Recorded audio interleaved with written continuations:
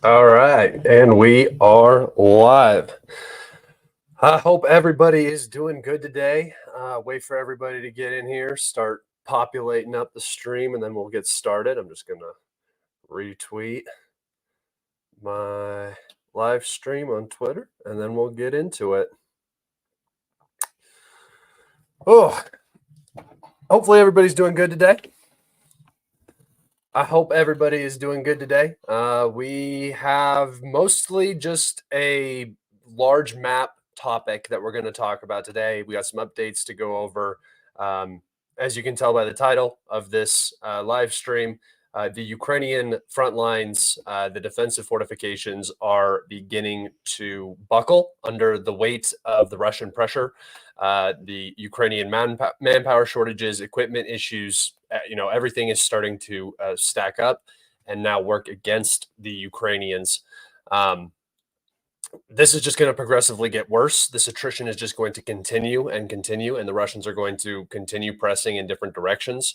We're going to get into all of that. I'm going to show you guys where I think some of this might end up occurring, and we'll talk about what is going to happen now that it is late May. I had made the prediction that late May would be the start of a serious Russian push in one of the directions. So we'll just go over to the old map. Before we do that, guys, remember, if you want to follow me elsewhere for more content, more information all the time, in my YouTube description of this video, you will find my Twitter and my Telegram. You will find that's where I constantly provide updates on the war in Ukraine and most other global events. And as well, if you want to support me financially, which is a great help, I am completely supported by you guys. I do not have any sponsors, outside interests, anything like that. You guys are the sole backers of me, and I very much appreciate that. This content is always free. But if you want more content, you can sign up for my Patreon. That link is also in the description. I post videos there, a demonetized series where I show content related to combat footage in Ukraine. You can go find that there. And you can also support me through super thanks, super chats, super stickers. I answered those questions that are asked through super chats live on air as well. So that's another way you can interact with me if you so wish. Let's go ahead and get into the map updates today, huh?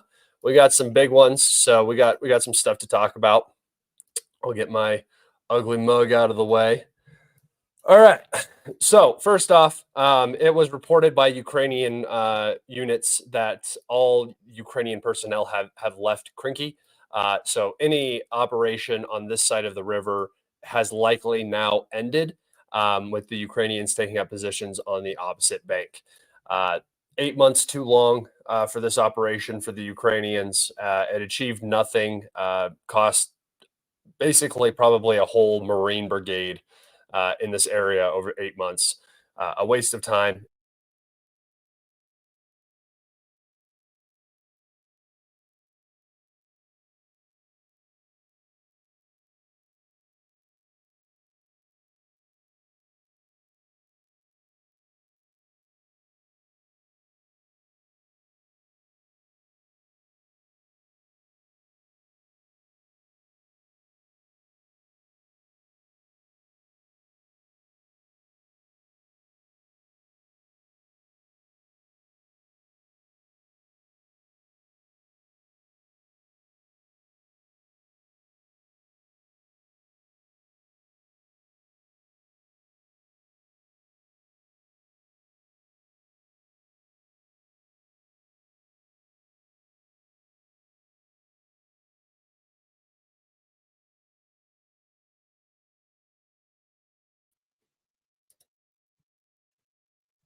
Okay. God damn it, dude. I don't know why that happens. It hasn't happened the last, what, 6, 7 live streams. And then all of a sudden, out of nowhere, just bang, comes out of nowhere. I didn't say anything, guys. My computer froze again and did that thing where my computer or my camera and my mic cut out. So Yeah. Sorry about that. It's unfortunate that that happened again. Pissed off, but whatever. Doesn't matter. All right. So the Ukrainians have left Krynky. That's the end of this saga. Let's move back over. Um, yeah, that pissed me off so much. Sorry guys, that got me in a bad mood. I'm so sick and tired. I've been troubleshooting, trying to figure out why that's happening. Can't figure it out. Don't know why it happens only when I'm live streaming. It's very frustrating. All right. Down here in the Robotyne section, the Russians have pushed the Ukrainians out of this salient almost entirely. We're getting basically back to the original gray zone before the counteroffensive started. Remember, this was almost just a security zone. There are no defenses really in this area, no heavy defenses in this area. So the Ukrainians began their offensive right through here and only made it down to here. This has now been reversed.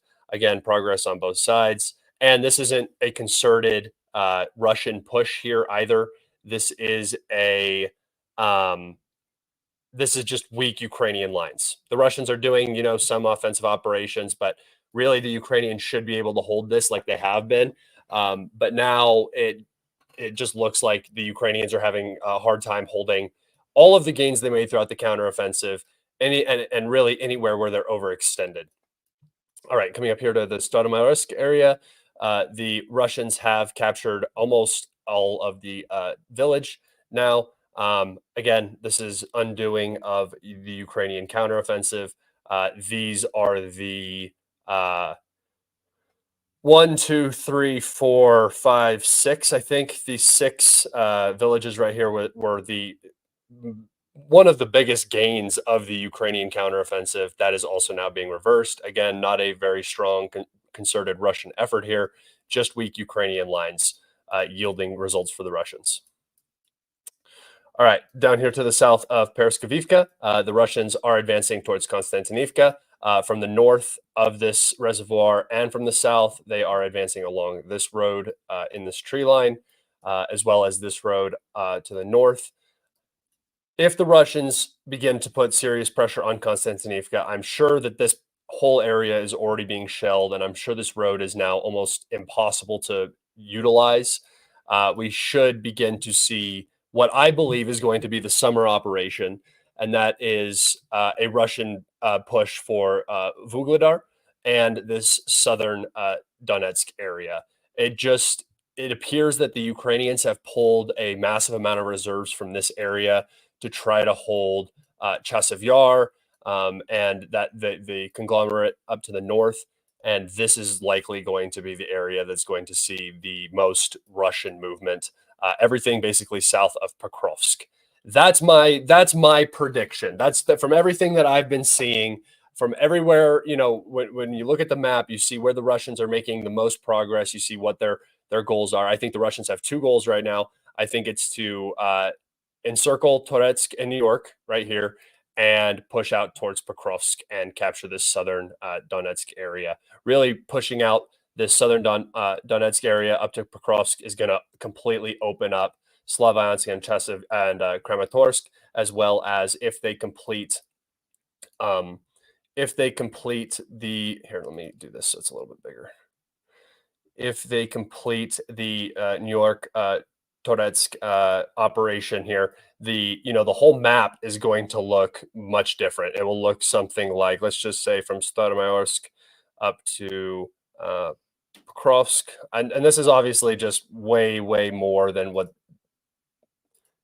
it's not necessarily accurate, but I'm just giving you what the front line could potentially look like here, and you can see. Why did it put it in there? Come on now. And you can see how now the Russians would be positioned to advance north on Kramatorsk, Slavyansk, Chasiv Yar, that sort of stuff. So it's not. This is where I believe that the Russians will push in this area, this giant blacked out area right here, somewhere in here. This is where the Russian push for Pokrovsk, for Vuhledar, wherever it's going to be in this area. That's my prediction. That's where I think the most movement will end up happening. All right.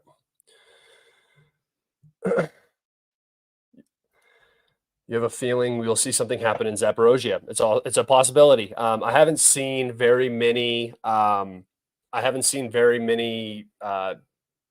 Build up like reports in that area. So it's always a possibility. They can go in really any direction they want, but they they can go in whatever direction they want. But it takes time and it's very visible usually. So the whole Kharkov operation, we kind of had a build up to it. We kind of knew it was coming.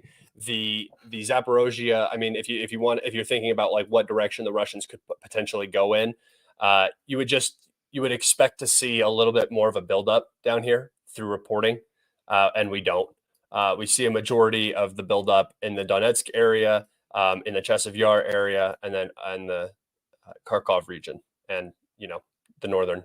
This is also the Kharkov region right here. So this section and this section. So those are like the 4 points right now. All right, let's go ahead and head over here and zoom in. And this is where we see the most progress. So Klishchiivka has completely fallen to the Russians. The Russians have also captured the hills, Hill 204 and 233 or something like that, the two dominant heights in the region, which basically make this entire area untenable for the Ukrainians across the canal. I had talked about this, how this was going to be a major withdrawal. I mean, it's a very hard area to hold once you lose these heights. It's the reason why the counteroffensive here, I talked about it in my last live stream, was very successful in my opinion. Securing this height delayed the Russian advance on Chasiv Yar probably by 3 or 4 months, at least, trying to push this area out. So I would say this is probably the most successful thing Syrskyi has done since the war has been going on. This is the only true success. Klishchiivka was very difficult for the Russians to recapture.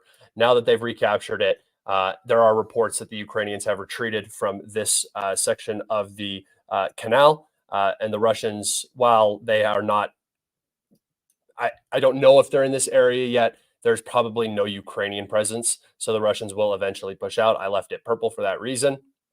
We also have a reported unconfirmed advance across the canal further into the Chasiv Yar area. So another pretty significant advance. If this is the case down here with Klishchiivka and with Andriivka, we should see, well, first off, this front line will level out. If this front line levels out, you can see how the encirclement of Toretsk and New York is already being established, right? It's going to be a bigger one. I think that this could potentially be the first big, encirclement that the Russians have done, because we've seen smaller encirclements. We've seen cities encircled, like Bakhmut was encircled, and then there was a little area in here where the Ukrainians were still existing while the Russians were trying to push them out, and they were keeping it supplied. I think this one is going to be much bigger, where you're going to see these two whole cities right here encircled, sort of, and cut off, and then force a Ukrainian retreat. I don't know how long that's going to take, but that's what I believe the current goal is. I don't think you're going to see the straight push directly in like we saw with Avdiivka. I think this is going to be a much bigger operation, because the Ukrainians are much weaker now, and the operations can enlarge in size basically for the Russians. All right. So this is the big what if right now is if the Ukrainians left this high ground. I'm gonna take you guys over to the topographical map real fast and show you that. All right. So here's Klishchiivka, the actual village. Here's the heights that the Russians now control. Now that the Russians control these dominant high grounds right here, they will begin to push. They'll begin to push up to the canal and try to cross the canal right here, getting onto this high ground. Here is Stepochki. I'll show you guys on the map. And I'm going to show you my, my previous presentation thing about what direction the Russians should go in and how it looks different now on my map. All right, back over to the map, and I'm going to turn on presentation, and you guys can see how much of this is now kind of, come to, how much of it has become reality since I created this little polygon here in mid-April, I think. April 20th or something like that is when I did these. You can see here that the movement on the Orchitny front has been slow. We don't see a lot of concerted pushing in this area right now from the Russians. But again, this is the larger encirclement that I was talking about, pushing through this empty area back here, getting onto the highway, and really putting a lot of pressure on Konstantinivka and the main supply road that goes into Toretsk and New York. If the Russians can do this and avoid this fight, the whole Donbass is going to wrap up much, much quicker. If they get, dragged into a slugfest here, I don't know how long Ukraine's going to be able to, maintain a slugfest like they did in Bakhmut, but it could definitely slow down the Russians. So time will tell on that one. All right, final updates here. We have a small Russian advance. Well, small, I guess. What is it? 5 square miles. So the Russians have advanced south of Sporny. Remember, this is a area where the Russians have multiple times have advanced to the north, to the south, and every single time they get pushed out. This is the Seversk, like the Seversk line right here. This is where it is the strongest. It seems the Russians have had a very, very hard time pushing through Sporny and Bilohorivka. With these advances, if Sporny falls and if Bilohorivka falls and the quarry falls and everything, this whole pocket is going to become just more and more difficult to defend, and then there's going to be a lot more pressure on Seversk. So, like I said, the entire map is just flexing right now, right? The entire board is open. Like I don't even know how else to explain it. The Russians have free reign if they want to send more reserves to Kharkov and continue to batter the Ukrainians that are coming up into this region to try to stop this advance. They can do that. If they want to start pushing in the Kupiansk area, they may be able to do that. They are already. There have been some advances here, although I haven't seen the geolocations for them. But there are Russian assaults happening in this area. Seversk is wide open. Klishchiivka has now fallen, and Chasiv Yar is being threatened, as well as Konstantinivka, Stupochki right here. This is the I was talking about. See how it's very unpopulated. The Russians should be able to cross the canal here and establish themselves in Stupochki and get on this highway, and then it's just a quick advance down to Konstantinivka. So they can really push hard here. Again, on Orchitny towards Pokrovsk, this area has very, very weak defenses, so the Russians could push here. Krasnohorivka is about to fall. The Russians could push here and create another problem for the Ukrainians. Perskakivka is about to fall. This southern area below Pobyeda is a high ground. Once it falls, Konstantinivka is going to be very difficult to hold. This entire logistics line right here collapses. So, the Russians have the opportunity, they have the means. They just have to choose which direction they want to go. That's basically the situation right now.